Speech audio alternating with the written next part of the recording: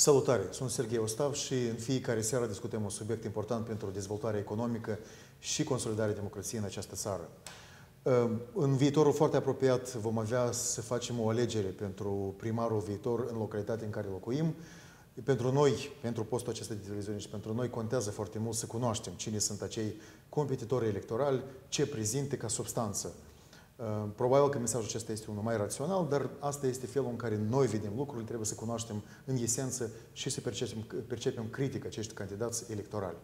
Anume, din cauza aceasta am invitat doi experți sociali care lucrează în cadrul unei evaluări electorale care se numește testul electoral media, deci Rodion Gavriloi și Lilia Mănăstârlă. Sunt doi experți care lucrează cu așa numit test electoral pentru competitori electorali la nivel local, pentru primari. Și în cadrul acestei emisiuni vom încerca să vedem în ce măsură acei competitori electorali sau candidați la funcție de primar pot fi calificați, clasificați în funcție de apartenență sau preferințele doctrinare și în ce măsură acești competitori, candidați electorali, răspund la anumite întrebări care sunt importante pentru populația din aceste două orașe. De ce am hotărât să facem această emisiune anume în acest format? Ca să vedem în comparație, de fapt. Și, de fapt, este prima emisiune, pentru că va urma și următoarea emisiune în care vom compara răspunsurile candidaților la funcție de primar și în celelalte două orașe importante, municipii, Comrat, Cahul și Belz. Dar asta va fi cu altă ocazie. Vă ascultăm în această emisiune, Lilia și Rodion. Bună seara! Așa, prima întrebare este, de fapt, să-mi explicați care a fost esența, de ce v-ați aventurat în acest proiect și care este esența, ce vreți să obțineți în urma acestui test electoral. Rodion. Noi am observat că, în mare parte, alegătorii, societatea, nu prea citesc acele platforme electorale, ci ei mai mult iau decizie de a vota pentru un anumit concurent electoral în baza, nu știu, a publicității, a unui marketing bun făcut de un anumit concurent electoral. Adică ambalajul, cum se vinde, da? Da, cum se vinde. Unii poate primesc anumite bunuri pentru a vota, adică sunt diferite metode. Sau poate că iau decizie în baza anumit chiar aspect fizic sau a genului, a sexului acestui concurent electoral. Noi am hotărât să venim cu un proiect educațional, adică să vedem, să putem compara concurenții electorali în baza convingerilor politice, sociale, economice a fiecărui concurent în parte. Și în ce constă acest proiect? Acum, oricărui alegător sau oricărui utilizator de internet îi se propune să răspundă la un set de vreo 40-45 de întrebări, la care el răspunde de acord sau dezacord cu o anumită afirmație. Sunt diferite întrebări, dar tot ce țin de orașul lui. După care el primește rezultatele cu toți concurenții electorali în ordinea descrescătoare, adică începe cu acei concurenți electorali cu care are cele mai multe convingeri asemănătoare. De asemenea, este și un tabel comparativ. La fiecare întrebare poate să vadă unde coincide sau nu coincide cu fiecare concurent electoral. Se presupune că toți concurenții electorali au răspuns înainte de a lansa site-ul la toate aceste întrebări. Și respectiv noi acum putem compara cât de mult ne pliem cu un anumit competitor electoral, adică din perspectiva doctrinară. Și acest test electoral se referă la câteva domenii importante, cum ar fi transport, și sunt anumite întrebări, discutăm despre aceasta. Mai departe este domeniul de mediu sau salubrizare, protecție mediului și salubrizare. Un alt domeniu este comerțul, economia și tot ce ține de aspectele economice, de organizarea activității economice, aspectele ce țin de transparența în activitatea primăriei, bugetul, alocarea, prioritățile alocării, așa mai departe, aspectele sociale, așa, și am văzut și un set de întrebări, așa numite istorice, de apartenență istorică a anumitor categorii de persoane. Deci asta sunt setul de întrebări, da, pe care i-ați rugat să răspundă candidații. Da, doar că să observați că aici lipsesc întrebări ce țin de geopolitică. Așa. Adică noi n-am pus aceste întrebări, deoarece noi acum vom alege autoritățile publice locale, Consiliul Municipal și primare, care deloc nu pot influența viața geopolitică a statului. Adică doar întrebări ce țin de oraș. Atât. Da, am înțeles. Asta este valoarea adăugată. Lilia, cum a fost să completați și să lucrați cu candidații la funcția de primar în Comrat? După asta o întrebăm și pe Rodion, dar mă interesează în Comrat. Cum a fost recepționat acest proces de către candidați? În primul rând, doresc să-mi menționez că în Comrat avem 6 candidați pentru post de primară și am primit răspunsuri de la 5 candidați. Unul a refuzat, însă cei 5 au primit acest test ca ceva nou pentru Republica Moldova și inclusiv pentru municipiul Comrat, însă destul de bine au primit scopul proiectului, fiindcă totuși scopul este în promovarea democrației și creșterea, dezvoltarea culturii politice și din aceste considerente noi am primit răspunsuri într-un timp destul de mic și operativ și a fost o colaborare foarte bună și efectivă. Foarte interesant. Deci, practic, toți, în afară de un singur candidat, nu au răspuns la întrebări. Și în Chișinău, care e situația? Toți candidații au răspuns la întrebări? În Chișinău, cu părere de rău, 3 candidați nu au răspuns la aceste întrebări.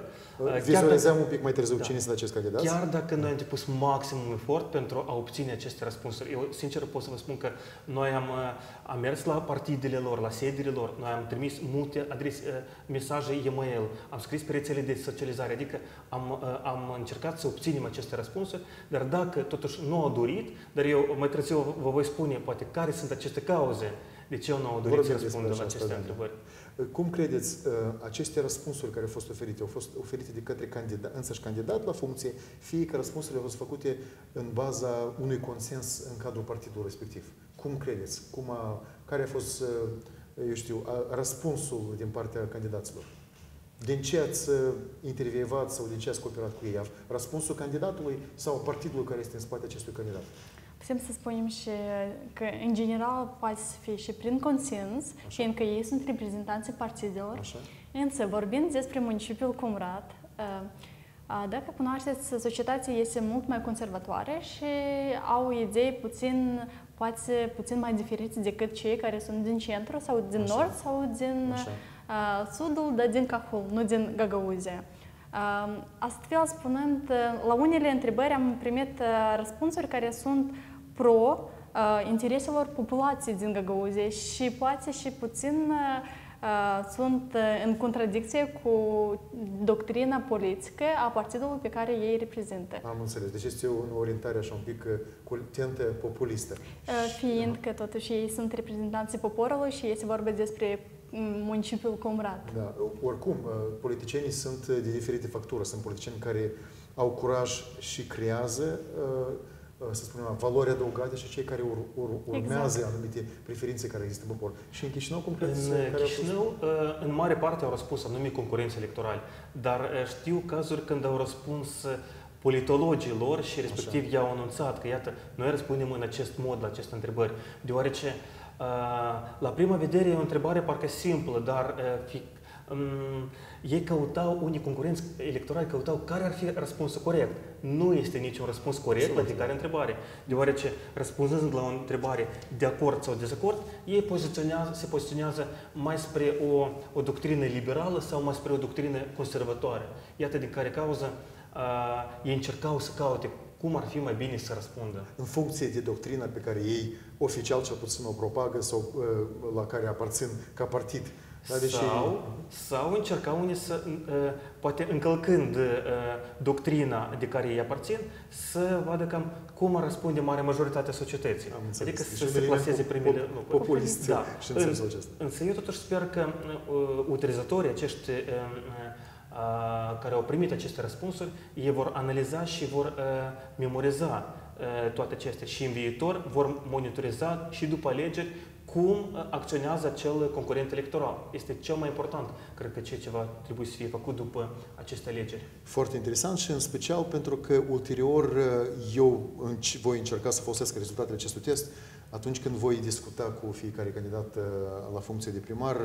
În momentul în care aș putea să invit pe cineva din ei, cine va fi de acord, să întrețină o discuție de tipul ăsta și voi compara cu rezultatele acestea. Haideți să vedem răspunsurile la cele mai importante întrebări în fiecare categorie, pentru că am repartizat aceste întrebări în anumite categorii. În domeniul transportului, așa, câteva întrebări interesante pentru mine, cel puțin. Ce facem cu prestarea serviciilor de transport public? Deci, întrebarea a fost în felul următor. În transport. Prestarea serviciilor de transport public trebuie să fie accesibilă și companiilor private, adică la transportul public în orașul respectiv trebuie să participe doar sectorul public sau doar sectorul privat, ori și sectorul public și sectorul privat. Deci care sunt în linii mari răspunsurile în municipiul Chișinău? După asta vedem ce Comratul spune. Deci, în municipiul Chișinău, cam în mare parte, toți concurenții electorali sunt de acord de a liberaliza această prestarea serviciilor transport public. Cine a fost dezacord, adică nu ar dori să ofere aceasta companiilor private, au fost Eliza Moscalciuc de la Partidul Renaștere, a fost Grigore Petrenco de la Casa noastră Moldova. E suficient să spuneți numele persoanei. Și Valerie Climencu. Ei au fost dezacord. O persoană s-a obținut, Iulian Cașu, de la partidul nostru, s-a obținut de la această întrebare. Ok.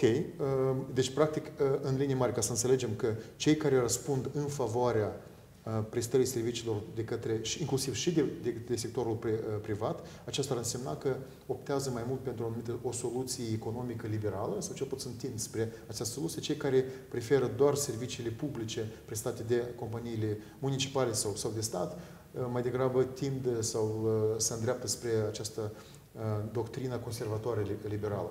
Care au fost răspunsurile în Comrat? În Comrat noi nu am avut întrebare respectivă, fiindcă transportul totul este privatizat. Da. Cei care locuiesc în Comrat deja sunt liberali în sensul economic în ceea ce privește transportul. Din domeniul transportului, da. Însă am avut o altă întrebare foarte interesantă, că deplasarea transportului public trebuie să fie efectuată zilnic până orele 21. Fiindcă și toți candidații au răspuns de acord, fiindcă la moment avem o problemă în domeniul privatizării, da? Care am menționat.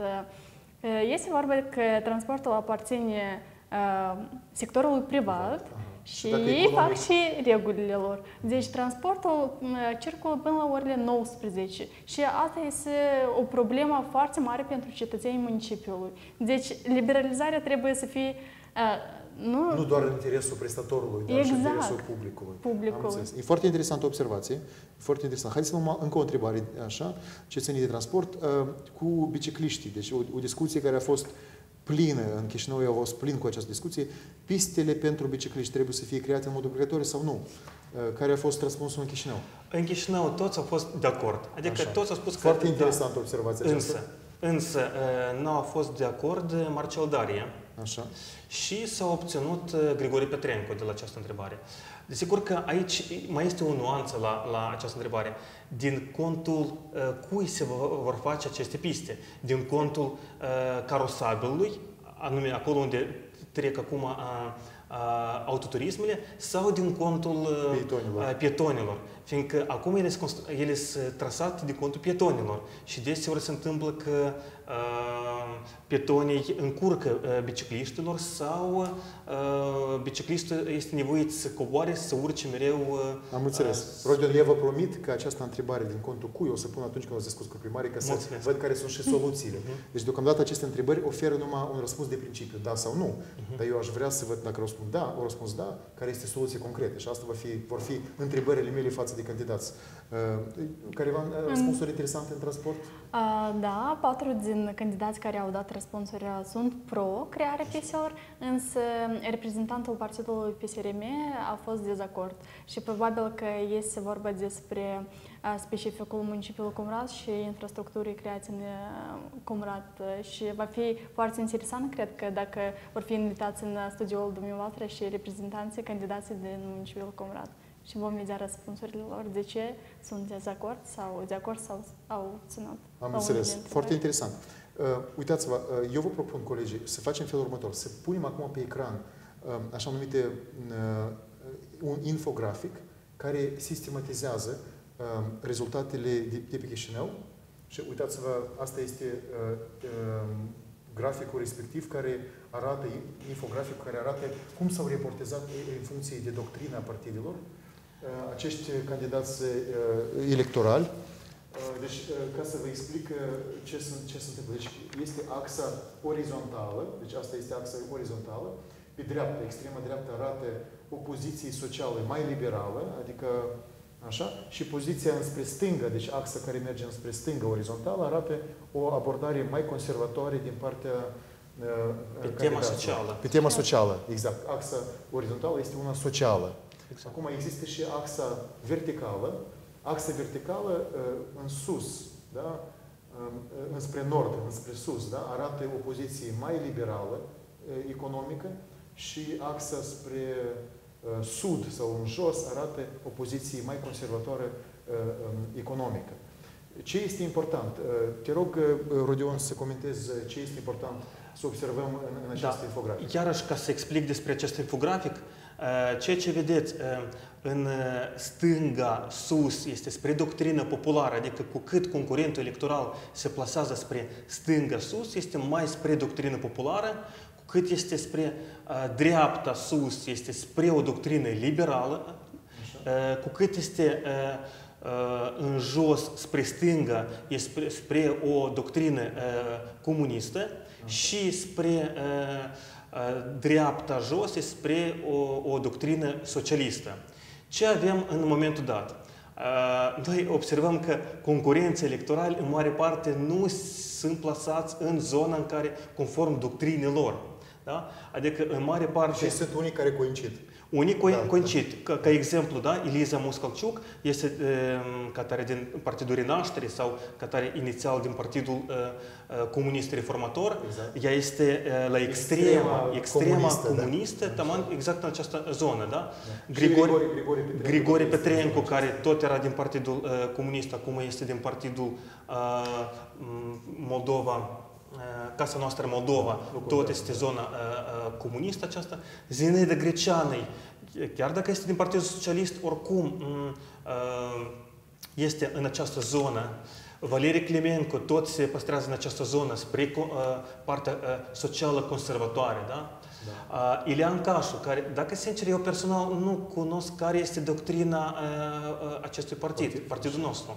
Dar cel puțin el se plasează tot foarte aproape. În funcție de răspunsurile care a oferit, el se plasează ca un conservator social și un conservator economic. Exact. Da? Ilean Cașu, care a făcut în Statele Unite, la Maxwell School of Public Policy și a fost bursier la Fundația Soros sau la George Soros. Da. E clar, cadranul acesta din stânga jos este foarte clar. Sunt pozițiile acestea, sunt destul de mulți. Da? Haideți să vedem apoi spre popular, deja tinde Mihai Crălic, care este chiar din Partidul Popular.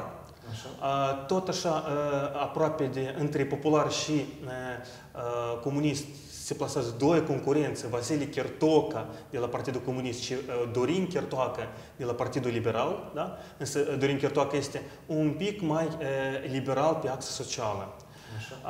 Și mai liberali pe axa economică sunt trei concurenți: Serafim Urechean de la PLDM, Timotei Țurcanu de la PNL și Oazon Antoi de la blocul electoral al lui Iurie Leancă.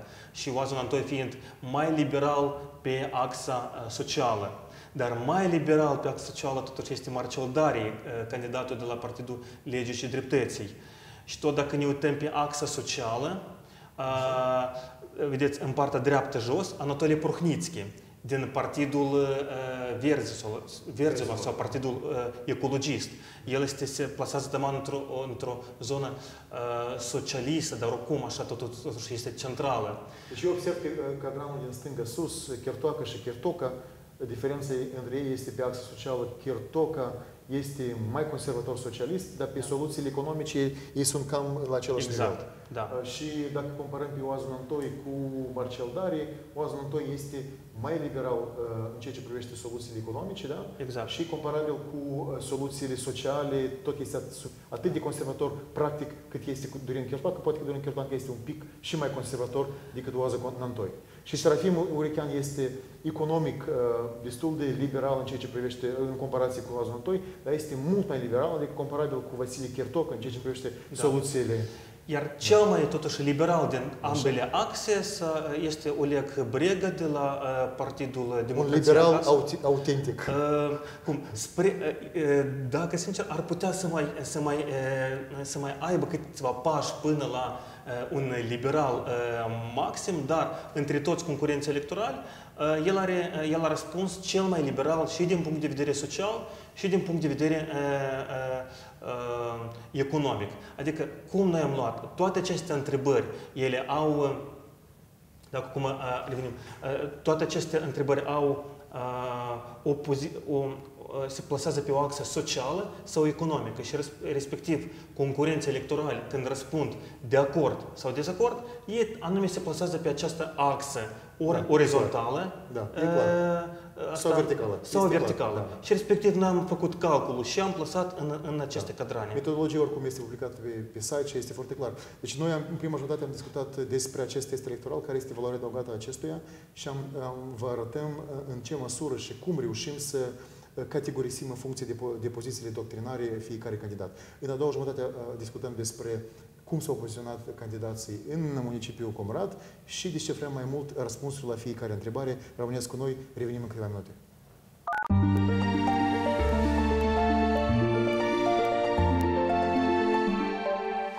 Am revenit la discuția noastră vis-a-vis de preferințele candidaților la funcție de primar în municipiul Chișinău și municipiul Comrat și încercăm să înțelegem, de fapt, care sunt aceste opțiuni ale candidaților la funcție de primar în mai multe domenii.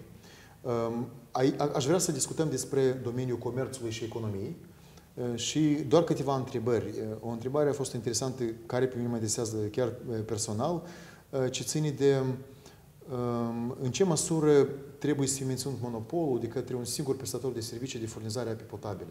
Care a fost răspunsul? Deci noi cunoaștem că în Chișinău există un singur furnizor.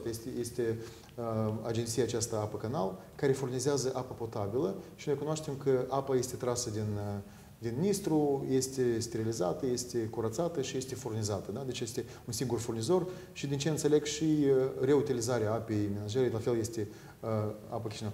Care este Apă Canal? Care este soluția candidaților la funcție de primar Chișinău? Chiar, totuși, primarul de Chișinău, el nu doar se ocupă de orașul Chișinău, dar și de suburbiile care, așa, la fel, trebuie să fie alimentate cu apă. În răspunsurile concurenților, practic, s-au împărțit pe 50%. Interesant. Au fost de acord cu menținerea monopolului, iarăși, Eliza Moscălciuc, a fost de acord... Previzibil. Da. Zinaida Greceanăi. Previzibil. Prohănițchi de la Partidul Verzilor. A fost Ilian Cașu, Climenco, Petrenco. Cei care se aflau în cadranul din stânga jos. Da. Da. Cei care au fost de acord cu menținerea monopolului. Da. Cei care au fost dezacord decât să-l liberalizeze au fost de la Partidul PNL Țurcanu, da, a fost Serafim Murechean, a fost Oleg Brega, da, Oazon Antoi, a fost Mihail Crălig, de asemenea a fost Marcel Darie și au fost doi concurenți care s-au obținut. La această întrebare. Da, asta a fost Vasile Chirtoca de la Partidul Comunist și Dorin Chirtoca de la Partidul Liberal. Ce ar însemna aceasta? N-au soluții sau deocamdată nu s-au apreciat ce ar trebui să fie? Chestiile acestea eu o să întreb neapărat în discuțiile acestea individuale și o să încerc să precizez. Care a fost situația în Comrat? În Comrat, puțin situația se diferă. Analizând răspunsurile primite de la candidați, putem să constatăm faptul că 4 din cei 5 candidați au dat răspunsul antimonopolist. Așa. Ei sunt contra monopolului. Așa. Și doar unul este de acord, este vorba despre domnul Suhodorski, care este reprezentantul Partidului Comuniștilor din Republica Moldova. Deci a fost de acord pentru menținerea monopolului numai o singură persoană. Și el s-a spus că demonopolizare. Da. Și cum este apa furnizată în Comrat? Apa este parțial privatizată și parțial aparține totuși... Interesant. Interesant. Așa. Haideți să vedem o întrebare cu comerțul stradal. Și asta ultima fi întrebare. Sunt multe întrebări. Eu chiar vă rog cei care ne privesc să lectorați aceste întrebări și este pe site-ul testelectoral.media. Acolo găsiți acele 40 de întrebări, sunt foarte interesant selectate. Totuși, întrebarea, comerțul stradal în afara piețelor trebuie să fie interzis sau se permite mai departe? Ce spun cei din Chișinău? În mare parte, practic, toți sunt de acord de a interzice comerțul stradal. Doar doi concurenți electorali ar dori să mențină acest comerț stradal. Este Zinaida Greceanăi și Grigore Petrenco. Acești doi doresc să păstreze Eu presupun în cauza că nu ar vrea cumva să supere pe cei care vând aceste produse în afara piețelor. Așa, și asigură un anumit angajament. Ok, de ce se întâmplă în Comrat? În Comrat, mai mulți candidați au dat răspunsuri că ei sunt contra, însă spunând despre întrebarea posibilității de a vinde în Gherețe, tot aici este vorba despre separarea răspunsurilor unor candidați de alți, fiindcă numărul șomerilor în Comrat este destul de mare și cred că din aceste considerente unii s-au obținut, dar alții totuși au dat că nu trebuie să anulați. Ok. Cu piețele, apropo, municipale, agricole, tot e o întrebare interesantă. Ce spun cei din candidați pentru Chișinău? Concesiunea, deci este... Trebuie dat în concesiune companiilor private sau nu? Da. Iarăși, se împart pe 50 pe 50. Cei care sunt gata de a liberaliza și de a oferi aceste piețe în concesiune au fost Partidul Național Liberal, candidatul Timotei Țurcanu, a fost Oazon Antoi, Oleg Brega, Serafim Murechean, Dorin Chertoacă și Marcel Darie sunt gata să ofere aceste piețe. Și ceilalți se mențină status quo, cei care vrea să mențină, deja sunt Zinaida Greceanu, Grigore Petrenco, iarăși Prohnitski, Mihail Cărlig, Climenco, ei toți ar vrea să păstreze aceasta în controlul primăriei. Da, am înțeles. Și la Comrat care este? La Comrat, de asemenea, noi suntem liberali în întrebarea respectivă, fiindcă de mult totul este privatizat. Am înțeles. E surprinzător, de fapt, realitățile acestea. La un moment dat, eu consider că Comratul este mai liberal. Deși graficul o să arate altceva. Haideți să vedem un pic mai târziu ce o să arate graficul. Haideți să luăm încă un domeniu social. Un domeniu foarte interesant. Exact. Ce se întâmplă? Aici sunt două întrebări care pe mine mă interesează în special. Ce facem cu autoritățile locale? Vor promova programe primă locuință? Ca să înțelegem ce înseamnă. Astea sunt niște locuințe pentru cei care n-au avut și n-au la momentul actual nicio locuință și atunci niște programe de finanțare a locuințelor pentru tineri specialiști sau cei care la niște prețuri mai bune și cu rată de dobândă mai scăzută. Care este răspunsul în Chișinău? Serghei, în general, la toate întrebările, eu am observat că este o anumită tendință a concurențelor electorale de a cheltui cât mai mult banii publici, bani de municipiu. Nu știu, se creează poate o anumită opinie că atât la concurențe electorale cât și la respondenți, că eu am văzut rezultatele, că acolo este un buget nelimitat care trebuie numai decât să fie cheltuit. Respectiv, la această întrebare, toți concurenții electorale o să spun că trebuie să fie aceste deci asta ar însemna că noi trebuie cu toții să migrăm în Chișinău, pentru că aici toți politicienii vor programe, tinerii în special trebuie să vină în Chișinău, pentru că aici s-ar putea în 2, 3, 4, 5 ani să aibă prima casă ca program municipal să lucreze pentru toți. Asta ar însemna, eu înțeleg. Aceasta ar însemna, dar eu vă spun că pe diferite întrebări privind construcții de locuințe pentru anumite categorii, plată compensațiilor, indemnizații pentru copii, finanțarea creșelor, toate acestea ei sunt gata, practic toți concurenții să aloce bani. Am înțeles. De cum ai luat și întrebarea cu creșele și cu... Dar foarte puțini sunt cei care înțeleg că acest buget este limitat și ar trebui totuși de economisit pe anumite. Nu neapărat prima locuință ar presupune alocații din partea bugetului, ci este anumite garanții sau anumite alte aranjamente. Ce se întâmplă în Comrat la prima locuință și la creșe deja? Da, în Comrat de asemenea 4 candidați sunt pro întrebării respective și doar unul s-a obținut. Este vorba despre partidul nostru și cred că de asemenea va fi foarte interesant dacă va fi invitat reprezentantul și va da răspunsul detaliat de ce s-a obținut. Da. Deci partidul nostru la Comrat a spus nu și la Apropo de creșe, toți au spus că sunt de acord de a finanța creșele, s-a obținut doar Cașu, Ilean și Oleg Brega. Deci este un răspuns sistematic, consistent. Da. Deci și la Comrat, partidul nostru și la Chișinău nu vrea să construiască creșele. Nu vrea să le finanțeze. Adică se abține cel puțin de la această întrebare. Dar Serafim Murechean a spus concret că el nu va finanța creșele.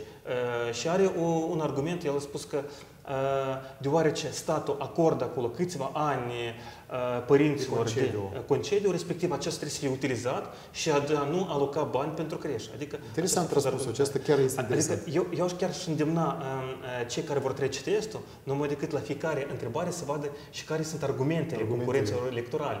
Că la etapa dată ei nu vor vedea cui aparține acest argument. Dar la final vor vedea deja cui aparține. Interesant dacă Peredimeu împărtășește această opinie pe care o are Serafim Urecheanu în ceea ce privește construcția creșelor. Ok, haideți la social, încă o întrebare foarte sensibilă în ceea ce privește indemnizațiile pentru copii. Ar trebui, deci care este întrebarea? Eu am văzut această întrebare, este foarte interesantă și importantă și pentru mine. Bugetul municipal trebuie să aloce indemnizații alocații pentru copii sau nu? Adică deasupra la programele de stat, acele care vin, indemnizații așa numite alocații lunare, care sunt acum foarte mici, 600 de lei, 800 de lei, trebuie municipalitatea să aloce suplimentar. De ce întreb asta? Pentru că la momentul actual municipalitatea acordă compensații nominative, niște sume bani pentru o altă categorie socială, persoane de vârsta a treia sau anumite persoane vulnerabile, dar nu alocă, în sensul acesta, niște bani suplimentari pentru indemnizații pentru creșterea copilului, de până la vârstă de 6 ani. Care au fost răspunsurile în comparație aceste două întrebări? În Chișinău,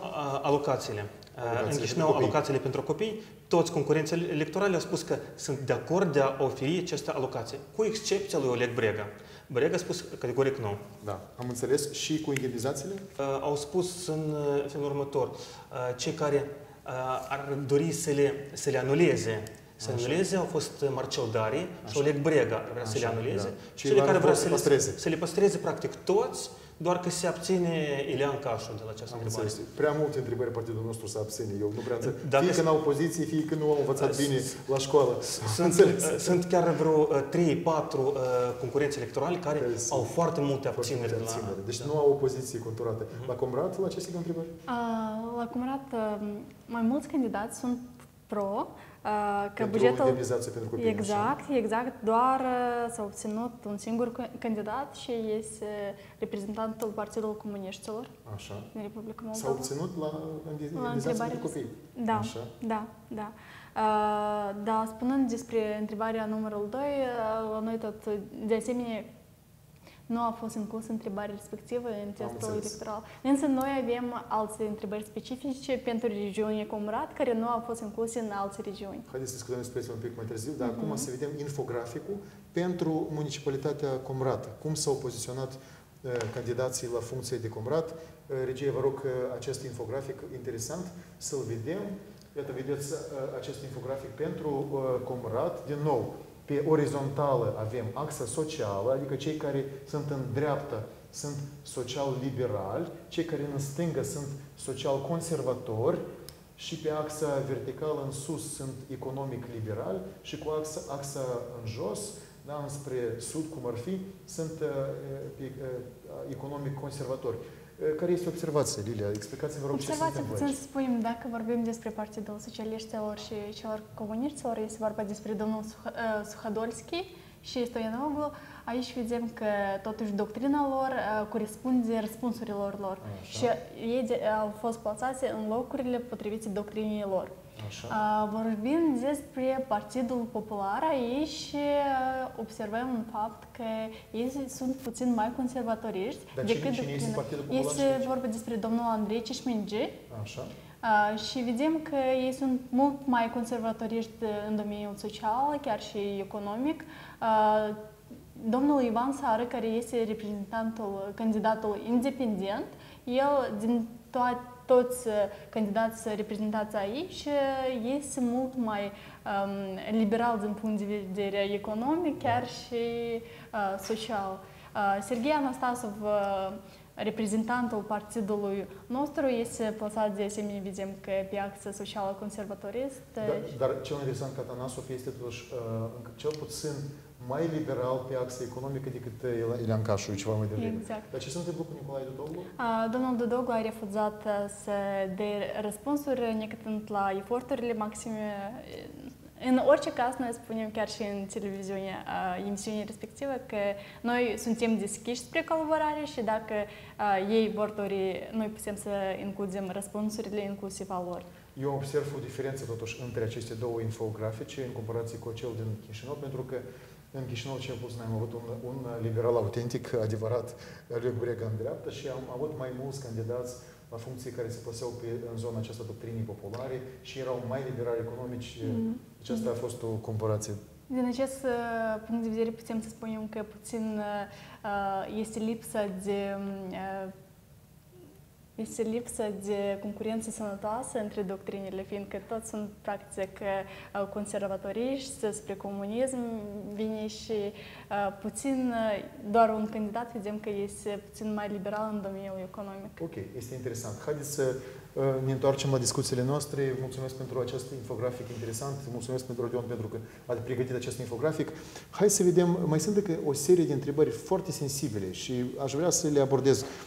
Aceste întrebări sensibile se referă, de exemplu, cu monumentele istorice care glorifică regimul sovietic comunist, trebuie să fie reamplasat sau trebuie municipiul Chișinău să se întoarcă la denumirile vechi. Care a fost răspunsul acesta la candidații din Chișinău? În Chișinău, practic toți concurenții electorali au răspuns că aceste monumente trebuie să rămână pe locul lor, Așa. cu excepția Partidului Național Liberal. Timotei Țurcanu, care a spus că ar trebui să fie reamplasate, nu distruse, ci doar reamplasate. Doi concurenți s-au obținut, iarăși Elian Cașu și Vasile Chirtoca. La aceste întrebări au fost evitat. La Comrat sunt întrebări sensibile, care sunt ele? Da, și vreau să vorbesc și despre monumentele istorice.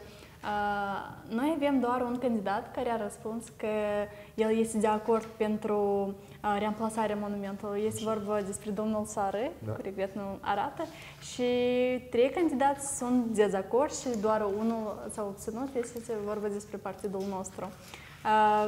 Partidul nostru cam foarte des se abține, nu are răspunsuri la multe întrebări, nu vrea să supere toată lumea, adică vrea să ia pe toți împreună pentru a-i vota, așa. Da, și o întrebare sensibilă, chiar pentru Comrat, care este cea mai...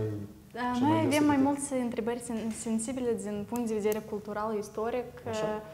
Este vorba, o întrebare a fost interesantă, dacă toți consilieri și primari trebuie să cunoască limba găgăuză, obligatoriu. Toți 4 candidați au dat răspunsul pro și doar unul contra. Este vorba despre domnul Anastasov, dar eu presupun că cunosc de ce e contra, fiindcă domnul Anastasov este de altă etnicitate și da, este bulgar. Exact. Și de ce totuși prezența trebuie să fie multilaterală, da, în domeniul politic și de ce dumnealui este contra răspunsului respectiv. Despre marșurile... Ok, haideți pentru că avem, mulțumesc foarte mult, Ilie, pentru această precizare. Noi ar trebui să încheiem, să facem o de concluzie. Eu vreau să invit pe cei care ne privesc să urmărească acest test electoral, care încă rulează, deci fiecare dintre noastre ați putea să completați testul acesta și să vedeți răspunsurile care au fost oferite de candidați și în comparație cu ce răspunsurile pe care le oferiți dumneavoastră. Eu pledez foarte mult că să aveți un răspuns un vot conștient, rațional și să înțelegeți, de fapt, cu cine vă aliniați din cei care au răspuns la aceste întrebări. Mulțumesc foarte mult acestei echipe care a făcut posibil această intervenție în spațiul public și a raționalizat comportamentul electoral. Mâine ne vedem la aceeași oră și anunț din timp că mâine vom analiza răspunsurile din municipiul Bălți și municipiul Cahul în comparație, dar și o să facem retrospectivă cu răspunsurile de Chișinău și din Comrat. Așa că ne vedem mâine la aceeași oră cu un subiect tot atât de important pentru democratizarea Republicii Moldova și pentru creșterea economică a acestei țări. Ne vedem mâine.